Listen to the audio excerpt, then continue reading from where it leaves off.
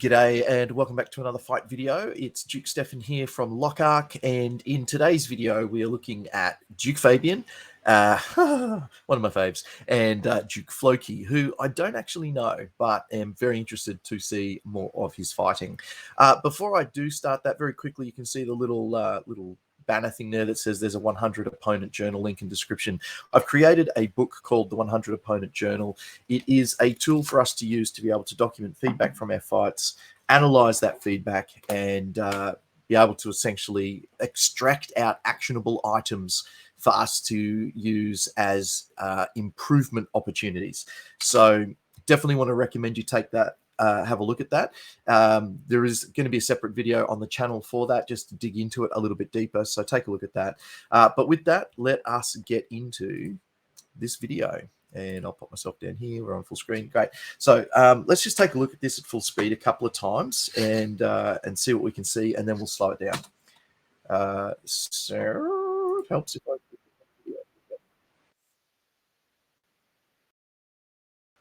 Boom, there it is. And you hear Floki go, yeah, nice. Let's take another quick look.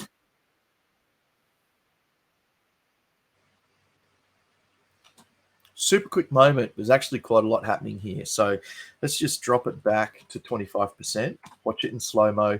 See if you can see the key components of what's happening in this moment.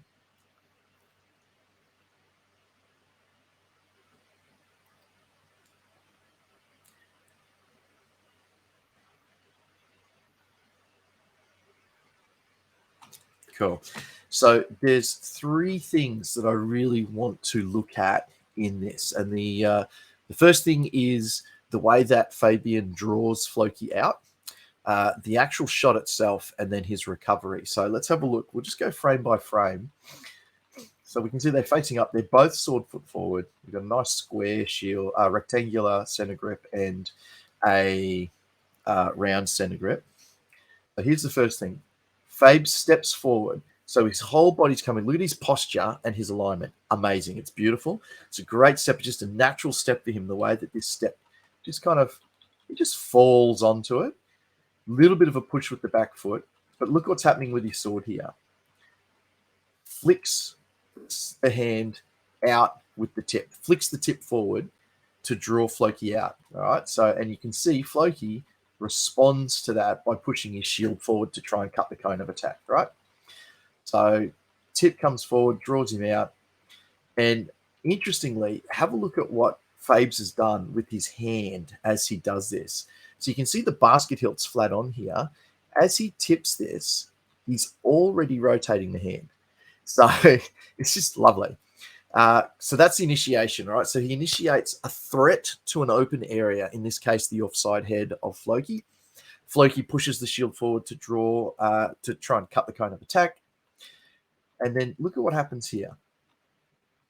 Look how much that shield moves. That shield is moving. Why?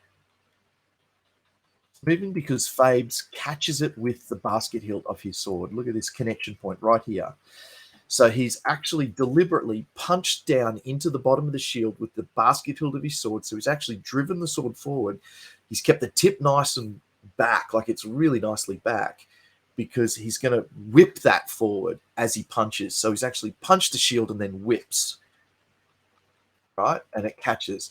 So punching into the bottom of that center grip shield uses the leverage as an opportunity to flick the shield out of the way and create more space for the shot, for the sword to travel through. Gets the shield out of the way and makes sure the shot lands. How cool is that? It's beautiful. And that, to me, you know, that's something Fabes obviously does quite a bit. So I love it. All right, so punches the shield, flicks the shield out of the way with the butt end of his sword, which you can do. You can attack shields and connects the shot. Right, beautiful. And now look at what he's doing with his defense. Look at where his shield goes while he's throwing this shot.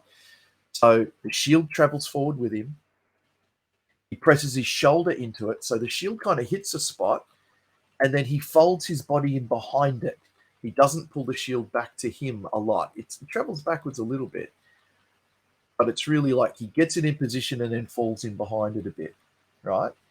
And look how that shield is positioned. It is not over blocking. It's not too high. He's just raised it enough to protect the head. And then as he's throwing the shot, he's actually using his shoulders in opposition to each other. So rather than throwing the shot and rotating the entire body so the shield travels back, he's actually being able to keep this shield in place with this shoulder in place, and he's rolling his body around to throw the shot, right? So you can use these independently of each other, and it's something that you need to learn. If you haven't mastered that yet, practice that. Put the shield here and work your way around your shield so that you can actually work out and learn how to use your sword and shield independently of each other. You see a lot of people, particularly in the early stages of fighting, where they'll throw a shot and this will travel back. Why? Because we're told to rotate our body to get the power into the shot. But we're not actually taught very well at the start that you can use these independently, and you need to keep your defense there. So that's something that we need to, it's not so much a rotation, it's a rotation of this side of the body rather than the whole body, which is a whole nother conversation. But anyway, but the shield position, really great. He's not overblocked, and then he keeps it up there as he's pulling away, so his head's just wonderfully covered as he exits. Great shot. Really, I mean, obviously it's Fabian, so it's great execution. I love this guy, if you hadn't noticed. And just a wonderful moment. So what are the three things that we can take away from this? Obviously, I want you to have some actionable things that you can walk away with and try and work on at your own practice.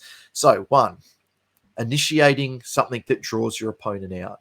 Often we call those fakes. So you're going to throw something that presents an actual threat that your opponent feels like they have to defend.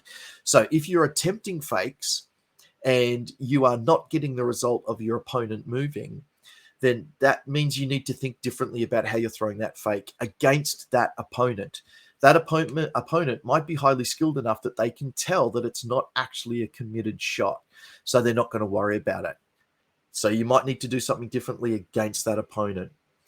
Play with how much you have to do in order to draw your opponent out. And this will be different for every opponent because everybody is at a different skill level. So for opponent A, you might need to really throw something that looks like the tip is really going to get close to them before you can recover it and throw the second shot, because that's where they're at. For somebody else, you might need to just flinch a tiny little bit to get them to really pump hard and over defend. So play with it individually against each opponent, right? Which is where something like this could come in really handy to document that. So throwing a fake of some sort or throwing a shot that's going to initially move your opponent to a position not where you want them. So that's the first takeaway. The second takeaway is attack shields. Don't be passive against shields. More often than not, we'll shield hook, we'll shield press with our shields, right? And every shield has, sort of pivot positions. So we can see on a center grip that, you've got a little bit more leeway around the whole side of a center grip shield. So even the rectangular one that Fabian's using, you can push the sides of that. It's going to be a little harder on the top and bottom. You can brace that a little bit more. But on the 45s particularly, and on the sides, it's way harder to control that pivot. So, if you've got a shield that's here, if it's a center grip and they're holding it kind of here, pushing here might be a little harder because we learn that we can brace that. So, they might be able to brace against that a little bit. But if you're using force, way harder because it's just the wrist against, the whole impact. But these 45s and these sides of a center grip shield, way less stable. You can't control that as well. On a heater, on a strapped shield, right? The strapping of the shield is going to be stronger in these points to brace against. But on these offsides, where the opposite diagonal, where there is no bracing, these are very susceptible to being pushed and pressed, right? So you can really get your sword up, and you can, I've seen people throw the sword, the basket hilt punches the back corner of a heater, which tips the heater back, and then the sword gets to travel over the top because that corner tips in, creating space here for the sword to land. So, you can play with that. So play with attacking shields. Do it carefully. Don't overpower it, right? It's about control, not aggression. So work that out, play with that. That's another thing that you can walk away with and play. The other thing is think about your defensive positioning, isolating those shoulders so that they can work in unison but differently, that they're not always working in that flat lateral line. Play with that concept of being able to use these things independently so that you can be doing all sorts of different things. That's probably enough for today. Let's leave it there. I'll see you on the next one.